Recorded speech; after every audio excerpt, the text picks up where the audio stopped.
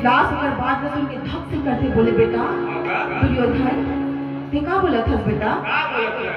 ओ मन अपन जगह खुश हवे बेटा और हमन अपन जगह खुश हवे ओ मन बुलाए की कोनो जरूरत नहीं है। दुर्योधन बोले पिताजी अगर ते नहीं बुलावे ना तो मोर पास बुलाए के ताकत हवे। दुर्योधन के बात न सुन के धृतराष्ट्र के जी धक से करते कुछ बोल नहीं पाए। जाके बोलते विदुर जा भाई ते जैसे बोला थे मोर बेटा होते हाँ जा और पांचों पांडव और बहु ला बुला के ले आ। एक होती विदुर हा का करे रागी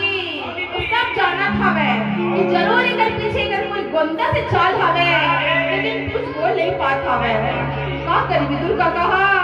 दूध बन के चुपचाप चले जाते तब चंचल चाले